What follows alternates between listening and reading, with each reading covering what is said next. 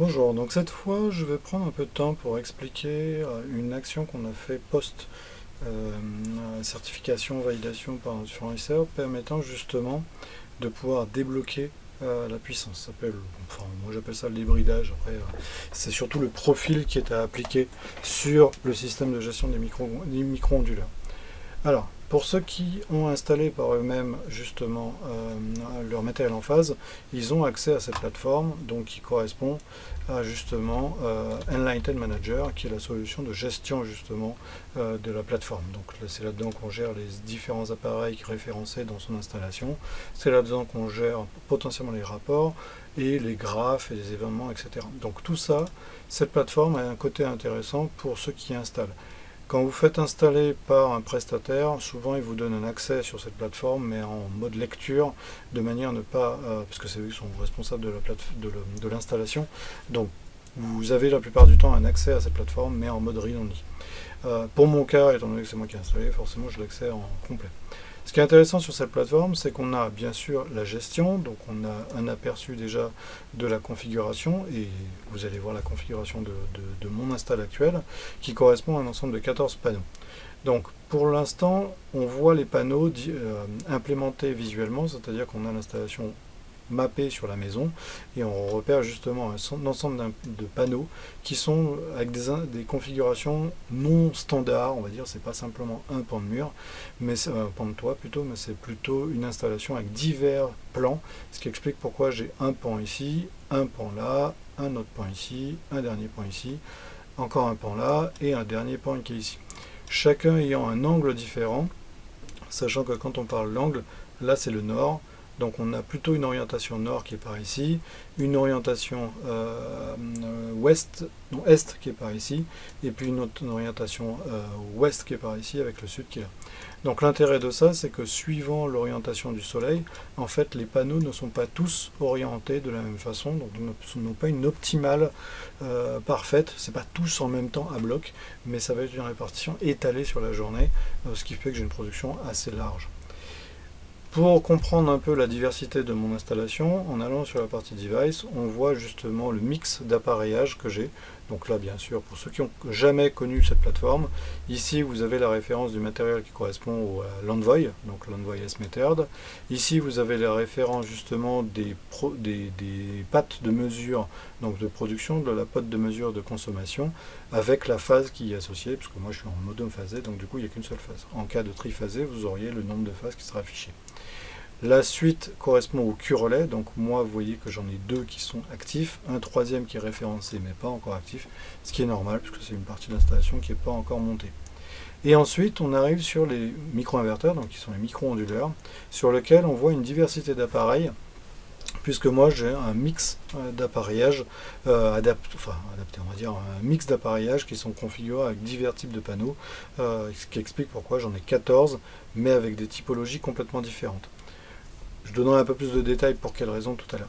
Quoi qu'il en soit, on a un mix avec les M215, donc j'ai deux types de M215, la génération 1 et la génération 2. Ensuite les IQ7, donc génération normale, plus IQ7+, qui sont la génération boostée permettant de supporter des gros panneaux. Pourquoi est-ce que j'ai ça? C'est que c'est associé avec la puissance des panneaux. Donc ça, ce sont des panneaux à 400 watts, 400 et 410. Ici, ce sont des panneaux à 350 et là, ce sont des panneaux à 275 watts pour lesquels je n'ai pas besoin d'avoir justement une puissance à outrance puisque de toute façon, le panneau ne peut pas en envoyer beaucoup. Donc l'intérêt du IQ7+ ou IQ7 n'est pas légitime. Donc, quoi qu'il en soit, au total, ça fait 14 panneaux, donc 14 micro-onduleurs qui sont avec des pans orientés différemment, avec des ombres portées différentes. Dernier point, c'est qu'on a une batterie qui est aussi ajoutée. Donc cette batterie permet de pouvoir stocker donc l'énergie et de pouvoir la rajouter, etc. Donc voilà l'installation telle qu'elle est aujourd'hui. Vous avez un petit rappel rapide du statut, donc du statut par appareillage, les appareils principaux bien sûr, et puis de l'énergie produite, donc depuis la création, le mois glissant, les 7 derniers jours et puis la journée. Donc tout ça, c'est vraiment une vision très au niveau du point de vue du producteur, donc du coup de celui qui a installé l'environnement pour pouvoir contrôler l'installation. Par contre, on a une application qui est donc l'application Envoy, ou Enphase, qui va permettre de pouvoir contrôler son installation. Cette application est une application mobile, mais qui est aussi accessible en mode web, simplement en cliquant sur ce lien-là, qui vous chargera cette application. Donc si vous avez l'application mobile, vous reconnaissez, c'est quasiment la même, trait pour trait, avec quelques petites différences, c'est-à-dire que visuellement on a ça qui se trouve là au lieu d'être au-dessus, on a les devices qui sont visibles directement là, alors qu'ils ne sont pas forcément visibles de la même façon sur la partie mobile. Quoi qu'il en soit, le résultat est le même, c'est que là on voit sur le résultat sur la journée, donc sur la journée au temps donné, donc il est 19h15, donc c'est la journée est passée, on a une production de 10 kg pour une consommation de 12, avec un export de 2, un import de 5.2, mais aussi une charge et une décharge, donc on voit bien qu'on a chargé et déchargé sur la batterie. D'ailleurs, à cette heure-ci, donc 19h20, la batterie est déjà vide, ce qui est normal parce qu'en fait elle va gérer les pics. Donc vous verrez ça juste après dans la présentation. Donc si on va dans cet écran-là, donc l'écran statut, il donne un écran directement au tenté avec la configuration des devices, c'est-à-dire le statut des devices. Donc on voit l'état des différents composants, donc que ce soit le gateway, mais aussi la batterie, ainsi que les inverteurs, etc. Donc ça, c'est la partie visible, simple, agrégée, de ce qui vous intéresse en tant qu'utilisateur. Donc cette application-là, vous avez normalement accès à celle-ci, et vous pouvez suivre votre consommation, production, etc. Maintenant, dans cette application, on a aussi deux autres écrans. Donc, on retrouve le ray. Donc, le ray, c'est simplement la vision, le ray tableau, hein, c'est la vision installée, en fait, et on retrouve exactement la même vision qu'on a ici quand on fait View. Donc, c'est la vision installée qui a été configurée avec les différents pans qui ont été montés et configurés. Alors, attention, les pans sont différents, c'est-à-dire que ce pan-là est à l'ombre une bonne partie de la journée, mais en fait il est très optimisé pour le matin, donc ce qui explique pourquoi j'ai une production assez légère, mais c'est une production du matin, et aussi qui est plutôt pas mal pour l'hiver, puisque c'est du soleil rasant, donc le matin l'hiver, en fait celle-là se produira, et elle se produit à peu près cette quantité en continu. Ensuite on a des pans qui sont orientés, donc celui-là est orienté pour le soir. Celui-ci est orienté plutôt pour le matin jusqu'à, on va dire, 11h midi, et celui-là plutôt le matin jusqu'à 14-15h. Celui-là, ça va être l'après-midi, plutôt à partir de midi, midi 1h, parce que c'est l'orientation qui est ici. Donc le soleil arrive. En fait, le soleil fait cette course-là. Hop, hop, hop, hop, hop, et il se couche là. Donc là, on est plutôt en après-midi. Quant à celui-ci, lui c'est vraiment le matin, en fait, soleil rasant, jusqu'à 11h, jusqu'à 11h en fait, 11h midi, il se trouve à l'ombre, donc là il produit beaucoup moins. Quand on revient sur cet écran, on voit d'ailleurs qu'on a exactement les mêmes valeurs. Si on regarde ce panneau-là, donc 315, on a ce panneau-ci qui est exactement la même. Donc c'est logique. Là, la vision du point de vue du consommateur, enfin du propriétaire de l'installation, c'est une vision telle que celle-là qui nous suit parce qu'on voit la production de la journée et depuis la production de la mise en place. On a aussi la possibilité de voir les configurations, c'est-à-dire ce qu'on appelle l'azimut et l'angle, le tilt, qui permet de savoir en fait quel est l'angle porté sur la partie. Donc l'abri bois par exemple, si je prends l'abri bois, hop, celui-là, on a un azimut de 35 et on a un tilt de 15. Donc toute cette information-là correspond à l'information qu'on a configurée lorsqu'on a renseigné le micro-onduleur avec le pan de toit qui est associé. On a aussi le nombre de micro-onduleurs qui sont associés. Donc on voit que celui-là en a 3, celui-ci en a 2, l'abri vélo en a 1. Oui, puisqu'en fait l'abri vélo il y a deux versions différentes. Ici on a l'abri vélo 275, parce qu'en fait ça, ce sont 3 panneaux différents. Donc on a 2 panneaux qui sont avec un micron des versions 275, un autre qui a une version 350 watts. Voilà, donc cette vision-là est intéressante, et surtout elle est intéressante à plusieurs titres, c'est qu'elle permet de pouvoir faire une vision aussi sur du temps. Donc là je peux remonter dans le temps et voir la production d'hier, la production d'il y a 2 jours, etc. On a aussi une vision agrégée, permettant de pouvoir dire que pour un mois complet, combien chaque panneau a produit. Donc là on voit que celui-là a déjà produit 14 kg, celui-ci a produit 10 kg, donc on a des panneaux qui sont pas loin des 20 sur le mois courant, attention, on est sur le mois d'août, mais si on prend le mois de juillet par exemple, là on est sur une production qui est autour des 20 kg par panneau, avec certains panneaux qui produisent beaucoup moins, c'est ce que j'ai expliqué tout à l'heure par rapport à l'ombre.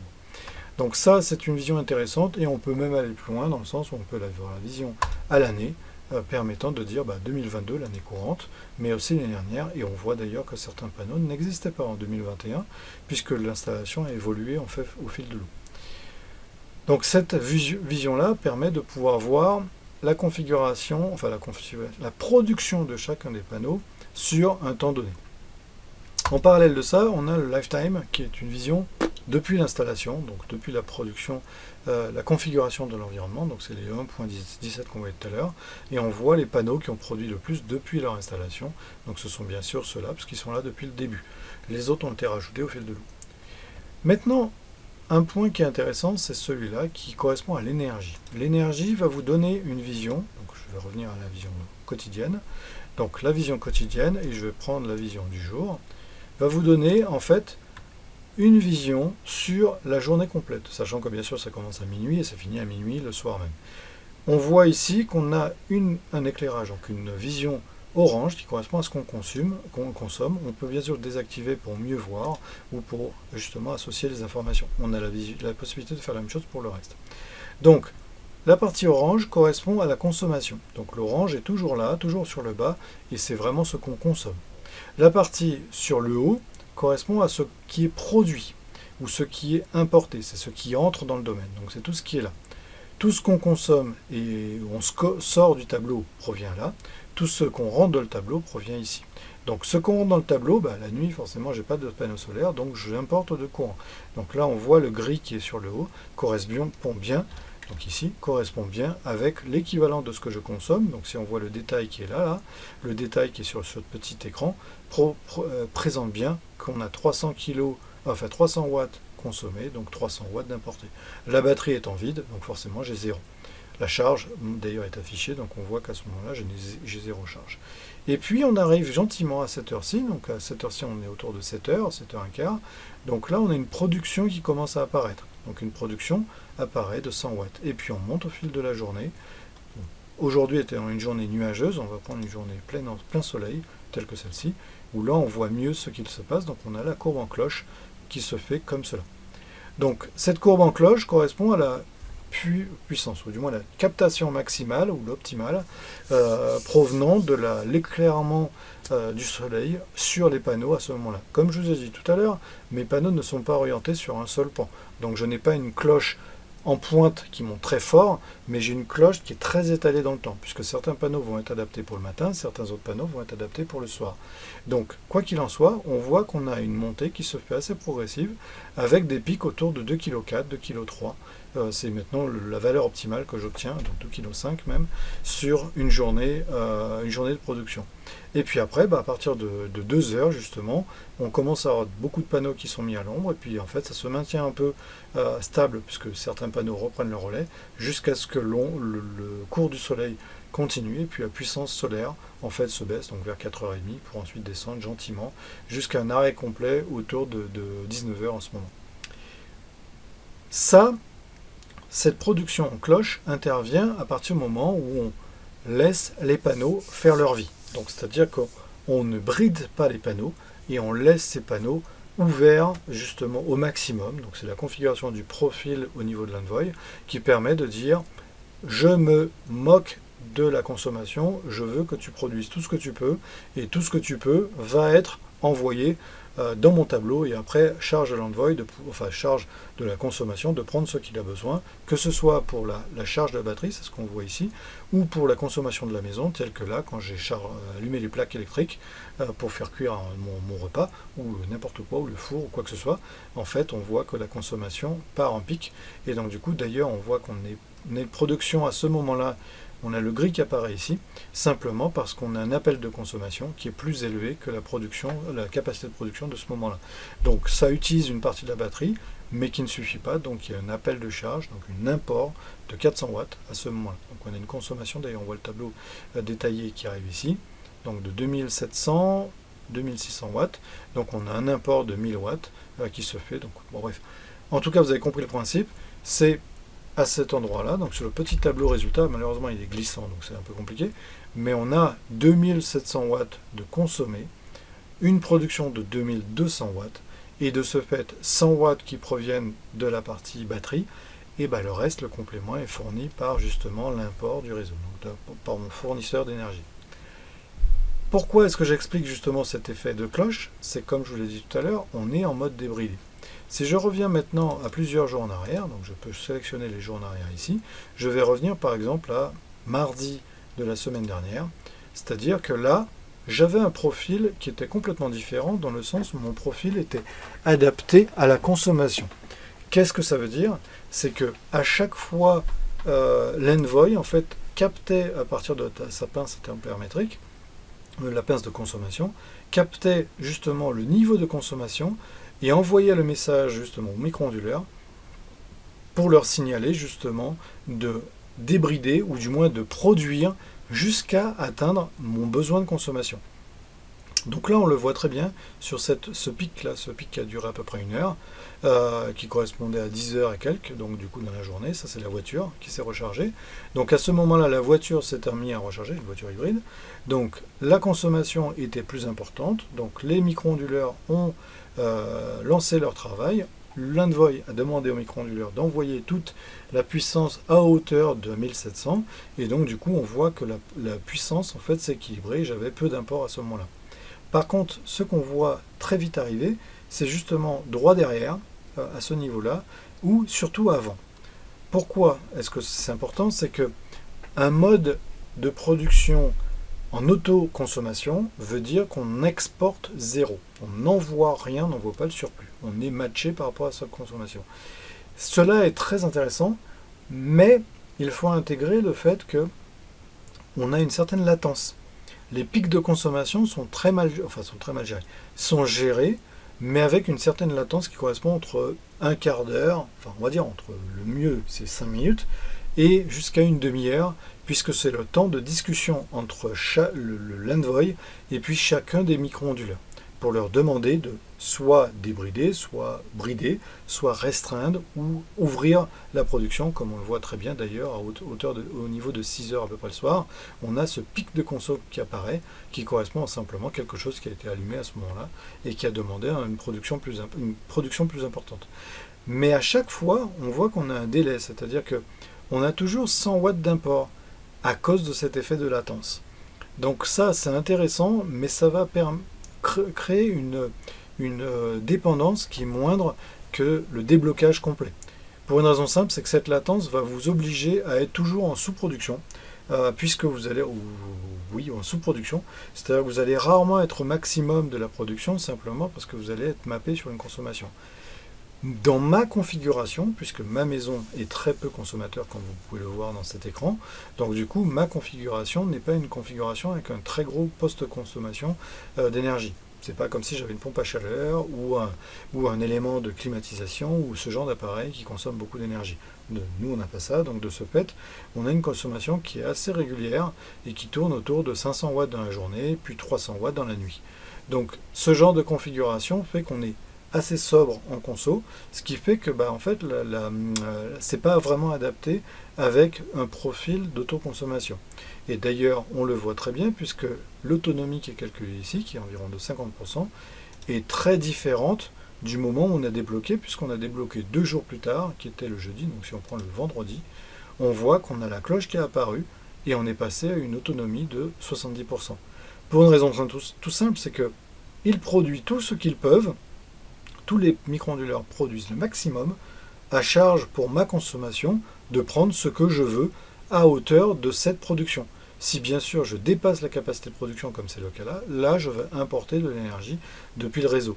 Par contre, dans le cas où justement j'ai une consommation qui est moindre que la production, eh bien là je vais exporter. Donc c'est très bien pour le fournisseur d'énergie, puisque lui il récupère de l'énergie exportée gratuitement, soit, mais pour vous, c'est aussi bien parce que vous allez être toujours à pic, donc toujours au maximum de votre production, et lorsque vous avez un appel de consommation, vous n'êtes pas bridé par cette latence ou bloqué par cette latence. Vous êtes toujours au max. Dernier point, c'est que là on voit très bien que la batterie fait son travail aussi, puisqu'elle fait un travail plus important de charge, décharge, charge, décharge, charge, décharge, comme on voit là d'ailleurs, là dans la journée, elle a déchargé pour compléter justement ce travail, ce besoin de consommation pour le véhicule électrique. Là, à ce moment, elle s'est chargée, et puis là, il y a eu un pic de consommation, donc elle s'est déchargée. Là, elle s'est rechargée un peu, là, elle s'est déchargée. En revanche, là où c'est différent, c'est que si on regarde ce profil donc en mode totalement débridé, en fait, elle s'arrête, donc ma batterie c'est une 1,2 kg, elle s'arrête, elle se vide complètement autour de 22 heures, 23 heures, et elle ne tient pas la nuit. Alors qu'en profil, justement, si on reprend 3 jours plus tôt, on voit qu'on tient jusqu'à 2-3 heures du matin, tout simplement parce que la batterie, en fait, fait peu, justement, de travail de décharge avant 17-18 heures, qui correspond à l'heure où on commence à avoir besoin de consommation, notamment pour la partie cuisson ou la voiture électrique. Donc, très important, si vous envisagez justement d'avoir ce matériel, donc une installation en phase basée sur les IQ ou les M215, quel que soit le modèle, les micro-onduleurs, ont cet effet de latence associé à la consommation, l'association à la consommation. Donc si vous avez un bridage en mode pure autoconsommation, c'est vraiment ce format-là que vous allez avoir, qui va suivre ces besoins de consommation avec une très grande, une import ou une consommation d'énergie importée bien plus importante que sur une installation débridée. D'ailleurs, on le voit très bien si on prend le 8 août, on a une consommation de 16. Si je prends le 15, on a une consommation de 15, donc on est sensiblement dans la même. Par contre, on a un import qui est moindre, donc on est à 4,6 kg sur la journée, alors que le 8, on était à 6 kg droit.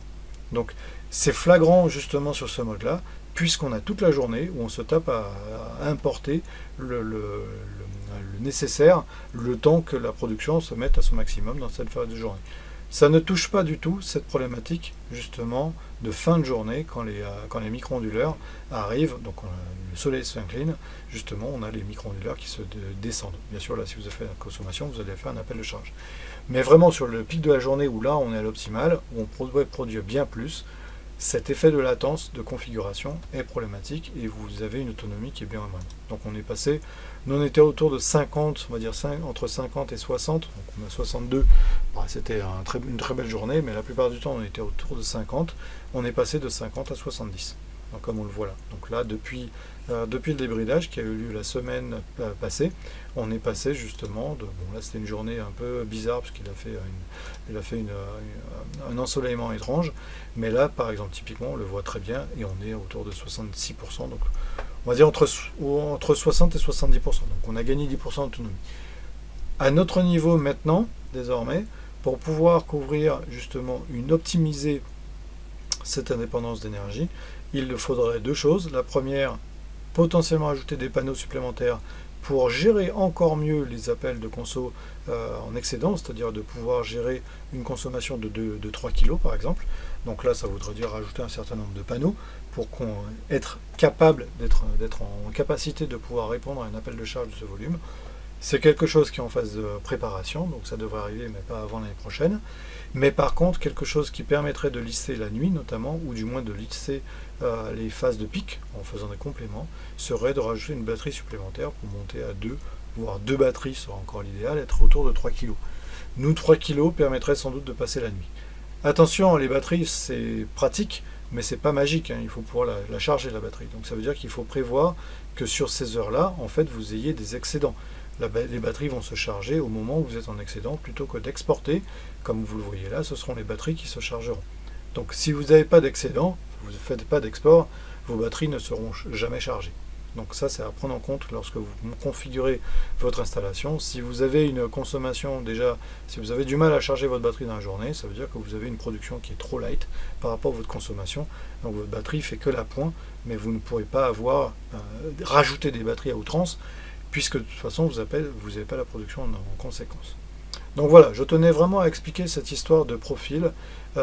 Les profils sont à configurer avec l'Envoy Toolkit, donc avec l'application mobile, directement connecté sur l'Envoy S-Method pour justement donner ce paramétrage. Donc il existe plusieurs profils adaptés à votre configuration, donc que ce soit des profils par rapport à votre capacité d'énergie maximale ou des profils par rapport à votre potentialité d'exportation.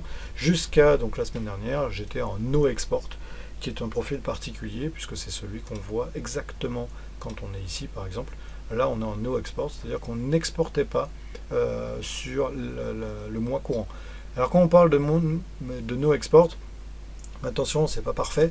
Il y a du fait de cette latence, on le voit d'ailleurs sur le mois de juillet, on a toujours un petit reliquat qui peut être exporté. Donc là typiquement on avait 300 watts.